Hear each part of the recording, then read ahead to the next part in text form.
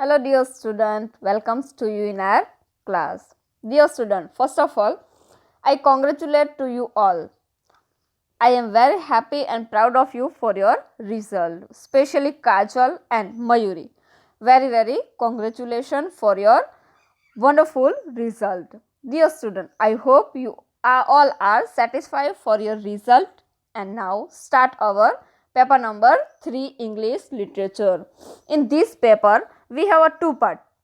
First part is a writers and second part is William Shakespeare's drama As You Like It. Let's start today's lecture. વિદ્યાર્થી મિત્રો, આ paper 3ની અંદર આપણે બે વિભાગ પડ્યો છે. પહેલા વિભાગની અંદર લેખકો છે બેન જોન્સન, ડ્રાયડન, શૈલી, આ બધા લેખકો છે. જ્યારે બીજા પાર્ટની અંદર શેક્સપિયર દ્વારા લિખિત એઝ યુ લાઇક ઇટ જે છે તેની માહિતી આપણે મેળવવાની છે. હવે જોઈએ બેન જોન્સન વિશે. પહેલા તો આ બેન જોન્સન જે છે તે ખરેખર બેન નથી, એકચ્યુઅલીમાં ભાઈ છે. Ben Johnson was Born on 11 June 1572 in UK. બેન જોન્સન જે છે તેમનો જન્મ 11 જૂન 1572 યુકેની અંદર થયો હતો. He was a great English playwright and poet. તે ઇંગ્લિશના મહાન નાટ્યકાર અને કવિ હતા. He popularise the comedy of humour. તે કોમેડી ઓફ હ્યુમર લખવા માટે જે છે એ ખૂબ પ્રસિદ્ધ હતા. He is regarded as the second most important English dramatist after William Shakespeare. તે ભારત જે ટૂંકમાં અંગ્રેજી સાહિત્યની અંદર જે મહાન નાટ્યકાર જેને આપણે કહીએ છીએ વિલિયમ શેક્સપિયર, તેના કરતાં બીજા નંબર ઉપર આવે છે. પ્રથમ નંબર ઉપર શ્રેષ્ઠ નાટ્યકાર તરીકે વિલિયમ શેક્સપિયર ઓળખાય છે, જ્યારે બીજા નંબર ઉપર જે છે તે બેન જોન્સનનું નામ આવે છે. અહીંયા તેની અમુક મહત્વની કૃતિઓ આપેલી છે. Every man in his humour, the alchemist, lyric, Bartholomew, આ બધી જે છે તેમની મહત્વની કૃતિઓ છે. હવે તેમના વિશે ડિટેલમાં માહિતી જોઈએ. બેન Johnson was both a creative and critical writer.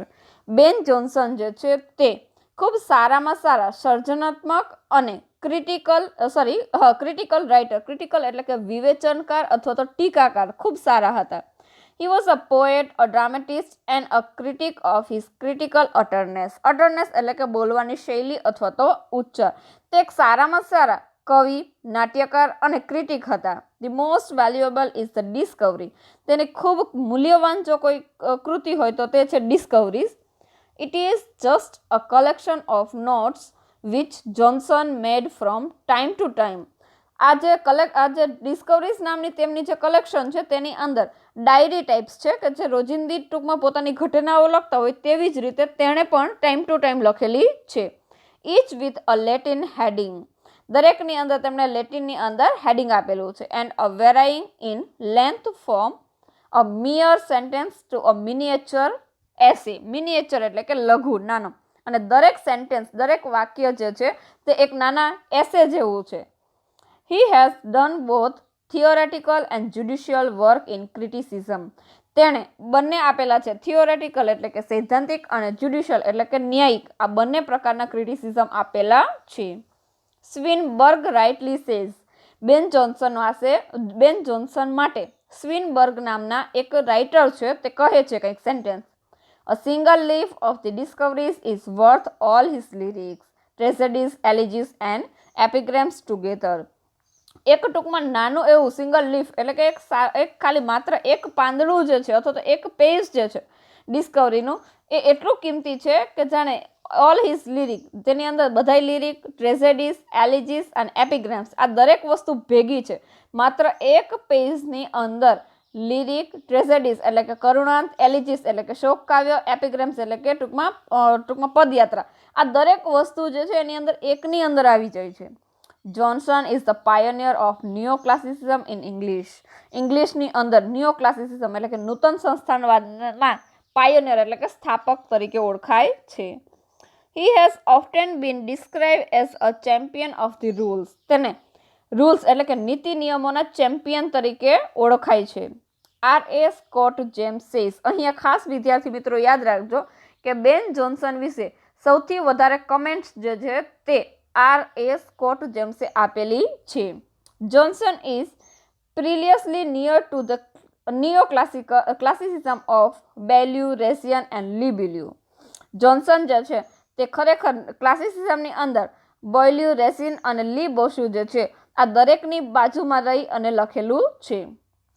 Through he was a pioneer of neoclassicism. જો કે તેઓ નિયોક્લાસિસિઝમના પાયોનિયર એટલે કે સ્થાપક હતા. Yet he did not love the classic for their own sake. તેમ છતાં પોતાને ખુદને ક્લાસિક એટલે કે પ્રાચીનવાદ જે છે તે લખવો ગમતો નહોતો અથવા તો પ્રાચીનતા ઉપર પ્રેમ હતો નહીં. He was at one with the great Elizabethan in loving English more. તેને ઇંગ્લિશ કરતાં ટૂંકમાં એલિઝાબેથન જે છે એના ઉપર વધારે પ્રેમ હતો. He had all admiration for Shakespeare's excellent fantasies. તે ઘણી વખત શેક્સપિયરની જે સુંદર મજાની ફેન્ટેસીસ હતી એના માટે વખાણ કરતા હતા. But he felt that sometime it was necessary he should be stopped. પણ એ એવું કહે છે, એટલે કે જોન્સન એવું કહે છે કે દરેક વખતે ફેન્ટસી જે છે એ જરૂરી નથી, ક્યારેક તેને રોકવી પણ જોઈએ, જો જરૂર ન હોય તો તેને અટકાવવી જોઈએ. He also emphasized perfection through an elaborate and painful toil. ટોઇલ એટલે કે સખત મહેનત. તે ઘણી વખત ટૂંકમાં એકદમ વધારે ભાર આપતા, એલાબોરેટ એટલે કે ઝીણવટપૂર્વક. તે જ્યારે તેની સર્જન શક્તિનું ટૂંકમાં સર્જન કરતા હોય કોઈ પણ કૃતિનું, ત્યારે તે સખત મહેનત એકદમ ઝીણવટપૂર્વકથી કરતા હતા. સ્કોટ જેમ્સ કહે છે, There was no royal road to success in literature. આ માત્ર બેન જોન્સન માટે નહીં પરંતુ આપણા માટે પણ ખૂબ કિંમતી લાઇન્સ છે કે જ્યારે તમે સાહિત્યની સફળતા મેળવતા હો ત્યારે તમારા માટે ત્યાં રોયલ રોડ એટલે કે ભવ્ય જે સારા એવા રોડ જે છે તે નથી હોતા. મતલબ કે કોઈ પણ સફળતા મેળવવા માટે ક્યારેય તમારી પાસે આરામદાયક રસ્તો હોતો નથી, તમારે કઠોર પરિશ્રમ કરવો જોઈએ. Johnson is rigid classical critic in his dramatic criticism. તે જ્યારે એની નાટ્ય શૈલીની અંદર જ્યારે ક્રિટિસિઝમ કરતા હોય ત્યારે તે હંમેશા અડગ હોય છે. He blindly follows Aristotle. તે એકદમ એરિસ્ટોટલને આંધળી રીતે અનુકરણ કરતા હતા. Johnson calls the poet a maker or feigner. Johnson એવું કહે છે કે કવિ જે છે તે એક ખરેખર બનાવનાર વ્યક્તિ છે. He finally agrees to consider imitation a necessary aspect for a poem. Imitation જે છે તે ખરેખર આમ તો શેક્સપિયરનો મેઇન પાસું છે, કારણ કે વિલિયમ શેક્સપિયર એ સૌથી વધારે ઇમિટેટરમાં પ્રખ્યાત હતા એના સમયગાળા દરમિયાન. ઇમિટેટર એટલે શું? તો કે નકલ. નકલ એટલે એવું નહીં કે જે વસ્તુ છે તેની સેમ ટુ સેમ તમે લખો, પરંતુ એવી વસ્તુ કે તમે કોઈ અન્ય લેખકો જે છે તેને વાંચો, તેનામાંથી કંઈક જ્ઞાન મેળવો અને ત્યારબાદ તમારા મગજમાં આવતા આઈડિયાઝ છે, વિચારો જે છે તેને તમારી શૈલીમાં વ્યક્ત કરો. બરાબર, આ અહીંયાનો કોન્સેપ્ટ છે. He finally agrees to consider imitation a necessary aspect for a poet. એક કવિ તરીકે ખરેખર જે ઇમિટેશન છે તેનું પાસું જે છે એ આવશ્યક છે, જરૂરી છે. He recommended the imitation of the best poets alone. તે એવું કહે છે કે ખરેખર એક શ્રેષ્ઠ કવિ થવા માટે ઇમિટેશન જે છે એ શ્રેષ્ઠ ટૂંકમાં ઉપચાર છે. A poet should choose one excellent model and try to follow him. કોઈ પણ કવિ જે છે તેને એક સારામાં સારું મોડેલને પસંદ કરવું જોઈએ અને ત્યારબાદ એને અનુસરવું જોઈએ. He focused on the idea of subjective imitation. તે જે છે તે એક સબ્જેક્ટિવ એટલે કે કોઈ વિષય જે છે તેને એક સારામાં સારો વિચાર તરીકે નકલ કરી શકે છે. ફોર હિમ, તેના માટે ધ ઇમિટેટર ઇઝ નોટ અ સર્વાઇલ કોપિયર. એટલા માટે એવું નથી કહેવાતું કે તે કોપી કરે છે, મતલબ કે સેમ ટુ સેમ લખે છે. He has to assimilate his material drawn from other poets and recreate in his own manner. તે માત્ર ને માત્ર અન્ય કોઈ કવિઓ જે છે તેનું મટીરિયલ જુએ છે, તેને વાંચે છે અને ત્યારબાદ ફરી પાછું તે પોતાની શૈલીની અંદર રીક્રિએટ એટલે કે ફરી પાછું કંઈક નવું સર્જન કરે છે. This process of recreation must necessarily bear the stamp of his own personality. ખરેખર એવું કહે છે કે આ જે ફરી પાછું સર્જન કરવાની જે શૈલી છે તે તમારી વ્યક્તિત્વને ખરેખર એક મહોર લગાવે છે કે ખરેખર તમે જે વ્યક્ત કરો છો એ તમારી વ્યક્તિત્વ હોવું જોઈએ. This is a process of conversion into something new and original. ખરેખર આ પ્રક્રિયા જે છે એ કંઈક નવી અને કંઈક મૂળ છે. સ્કોટ જેમ્સ સ્ટેટ, અહીંયા ફરી પાછા સ્કોટ જેમ્સ જે છે તે કહે છે, to Johnson poetry is nothing more than a depiction of life in a fictional form. જોન્સનની કવિતાઓ માત્ર કલ્પનાનું સ્વરૂપ નથી, પરંતુ ખરેખર જિંદગી વિશેનું વર્ણન છે. Ben Jonson had a high esteem for poetry. Ben Jonson જે છે એને એસ્ટીમ એટલે કે ગણના, એક ઉચ્ચ પ્રકારની કવિતાઓ જે છે તેમાં એની ગણના થાય છે. He calls in the queen of art. તેમને કલાની રાણી કહેવામાં આવે છે. He regards poetry as a great civilising force. તેમની પાસે ખરેખર એક સારામાં એક સિવિલાઇઝિંગ ફોર્સ છે, એટલે કે લખવા માટેનો એક અંદરથી સ્ત્રોત છે. Poetry according to him. કવિતાની અંદર એમના મતે offers to mankind a certain rule. એક ચોક્કસ પ્રકારના રૂલ જે છે, નીતિ નિયમો જે છે એ મનુષ્ય પાસે હોવા જોઈએ. The pattern of living well and happy. ખરેખર રહેવા માટે પણ એક સારી એવી પદ્ધતિ હોવી જોઈએ. This he focus more on the quality of the poet. અને તેથી જ તે કવિતાની ટૂંકમાં કોઈ પણ કવિ જે છે તેની ક્વોલિટી એટલે કે ગુણવત્તા ઉપર વધારે ફોકસ કરે છે. A poet should require a goodness of natural. એક કવિ જે છે તેની પાસે અમુક પ્રકારની ચોક્કસ પ્રકારની એક સારી બાબતો જે છે એ હોવી જોઈએ. કઈ કઈ બાબતો? વીટ એટલે કે સમજ શક્તિ, ઇન્ડિગ્વિયન એટલે કે કુશળતા, પરફેક્શન એટલે કે ચોક્કસતા, પરફેક્શન ઓફ નેચર એટલે કે પ્રકૃતિમાં ચોક્કસતા. He must be gifted with an inborn genius. ઘણા વ્યક્તિઓ જે એવા હોય છે કે તેને અમુક પ્રકારની જન્મજાત ભેટ મળેલી હોય છે અમુક વસ્તુ માટેની. એટલે અહીંયા એવું કીધું છે કે he must be gifted with an inborn genius. ખરેખર લોકો પાસે જન્મજાત અમુક વસ્તુની ચાતુર્ય હોય છે. He must be able by natural and instinct to pour out the treasure of his mind. Instinct એટલે કે સહજ વૃત્તિ. તેને પ્રકૃતિ દ્વારા જ એવી ભેટ મળેલી છે કે જેના દ્વારા તે ખરેખર પોતાની પાસે જે વસ્તુઓ છે મગજની અંદર તેને પોર એટલે કે રેડે છે. પોતાની મગજમાં જે વિચારો આવે છે, ખજાનો જે છે બરાબર, તેના જ ઉપયોગ કરી અને તે કંઈક લખે છે. The poet should work like a bee. કવિએ જે છે તે ખરેખર એક મધમાખી જેવું કાર્ય કરવું જોઈએ. મધમાખી શું કરે છે?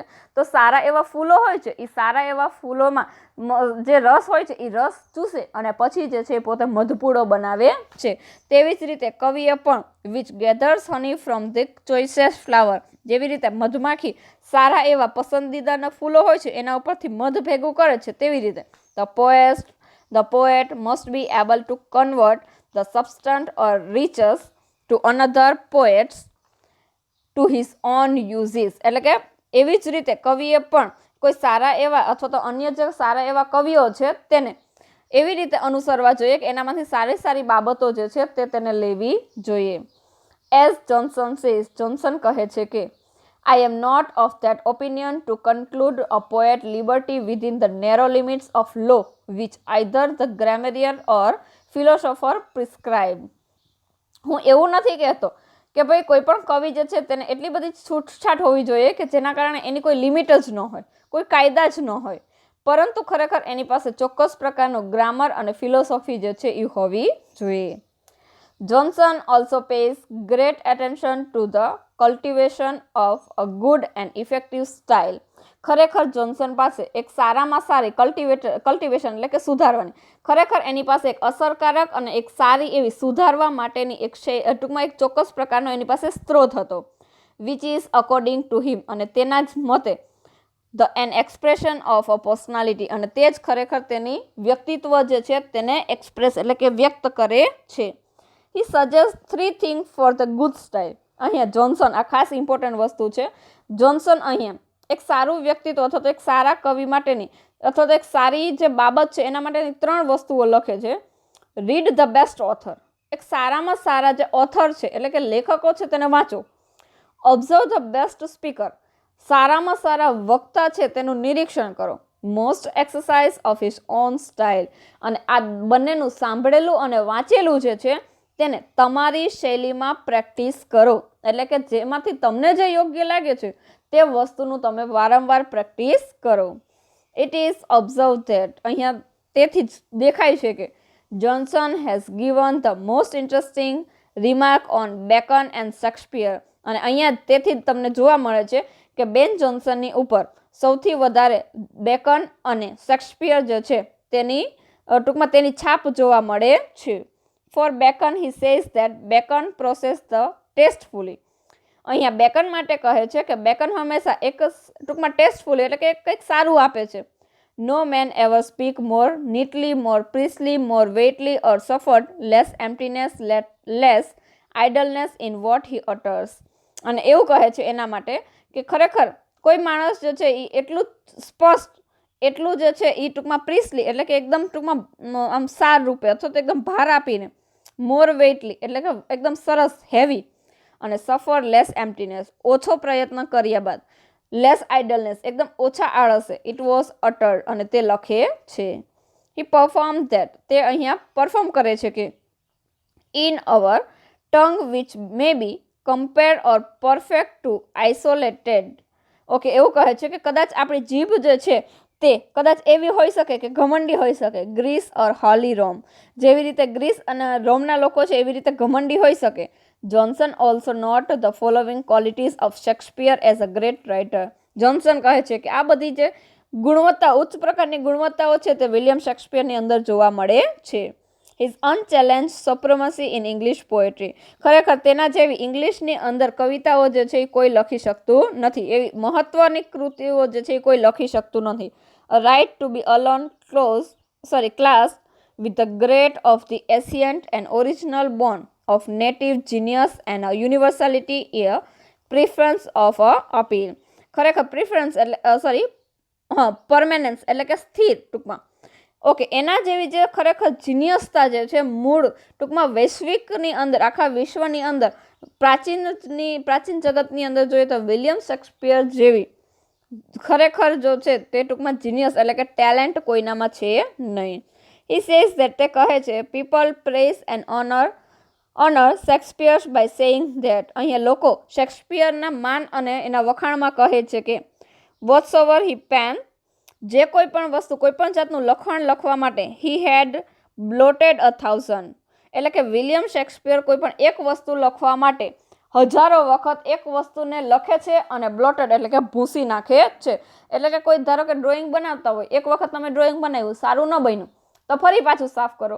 એવી જ રીતે વિલિયમ શેક્સપિયર જે છે તે પણ કોઈ પણ વસ્તુ લખવા માટે એક વખત લખે અને હજારો વખત ભૂસતા હતા. To this Johnson replies. Johnson કહેતા would he had blot 1,000. Johnson કહે છે કે તે ખરેખર હજારો વખત ભૂસતા હતા. Though he loves honour Shakespeare, અને તેથી જ તેમને શેક્સપિયર માટે ખૂબ માન હતું. યેટ મેન્શન હિઝ ડિફેક્ટ, પણ અહીંયા વિલિયમ શેક્સપિયરની અમુક ખામીઓ પણ બેન જોન્સન જે છે એ બતાવે છે. The main defect of Shakespeare's work his unchecked facilities which sometimes result in careless and ridiculous paslogue. એવું કહે છે કે દરેક માણસનું જેવી રીતે સારું અને નબળું પાસું હોય છે તેવી જ રીતે વિલિયમ શેક્સપિયર જે છે તેની કોઈ ટૂંકમાં જોડ ન હતી, એટલે કે એને કમ્પેર કરી શકાય તેવું કોઈ હતું જ નહીં.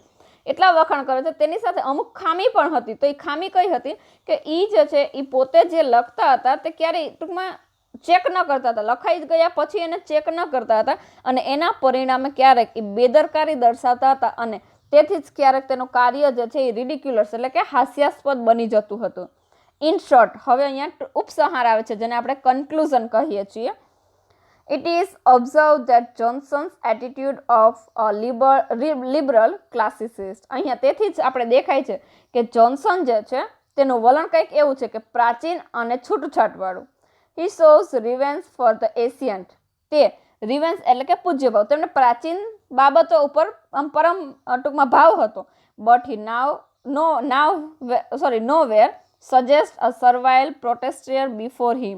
પરંતુ તે એવું કહે છે સર્વાઈવ એટલે કે એકદમ ગુલામી વૃત્તિ, અને પ્રોટેસ્ટન્ટ એટલે કે થાકેલું અથવા હારેલું.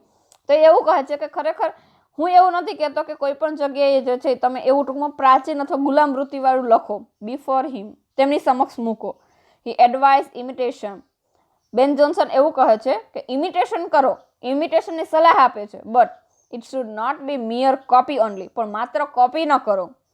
He also advocate the poet's liberty with the circle of laws. એ એવું કહે છે કે કવિ પાસે ચોક્કસ પ્રકારની છૂટછાટ પણ હોવી જોઈએ નીતિ નિયમોની, લો એટલે કે કાયદાની. He also welcomes the natural outcome of the author's mind. ખરેખર એક લેખક જે છે તેના મગજની અંદર એક કુદરતી રીતે તમારી અંદર એક સ્ત્રોત હોવો જોઈએ કે જેથી તમે શ્રેષ્ઠ લખી શકો. સેનબર્ગ રાઇટલી ઓબ્ઝર્વ, અહીંયા સેન્સબર્ગ નામના જે લેખક છે તે ઓબ્ઝર્વેશન કરે છે અને કહે છે the mission of the generation may be sum up in the 3 words. Sum એટલે કે નિષ્કર્ષ, એટલે કે અહીંયા કદાચ આ જનરેશનનું નિષ્કર્ષ એટલે કે સાર જે છે એ કદાચ 3 શબ્દોમાં નીકળી શકે. Liberty, variety and romance. Liberty એટલે કે છૂટછાટ, વેરાયટી એટલે વિવિધતા અને રોમાન્સ આ 3 વસ્તુમાં નીકળી શકે. જોન્સન ટેસ્ટ વેર ફોર ઓર્ડર યુનિફોર્મિટી અને ક્લાસિસિઝમ. જ્યારે જોન્સનનો જે લખવાની સ્ટાઇલ છે એની જે ટેસ્ટ છે એની અંદર 3 બાબત છે. ઓર્ડર એટલે કે થોડો હુકમ આપો અથવા આજ્ઞા આપી, યુનિફોર્મિટી એટલે કે એકરૂપતા અને ક્લાસિસિઝમ એટલે કે સંસ્કારી અથવા તો સંયમી બાબતો લખવી. આવા હતા કંઈક જોન્સન જે છે તે. વિદ્યાર્થી મિત્રો આને ખાસ વ્યવસ્થિત વાંચી લેજો, ઇમ્પોર્ટન્ટ ક્વેશ્ચન આપણી એક્ઝામ માટે રહેશે. Okay, thank you.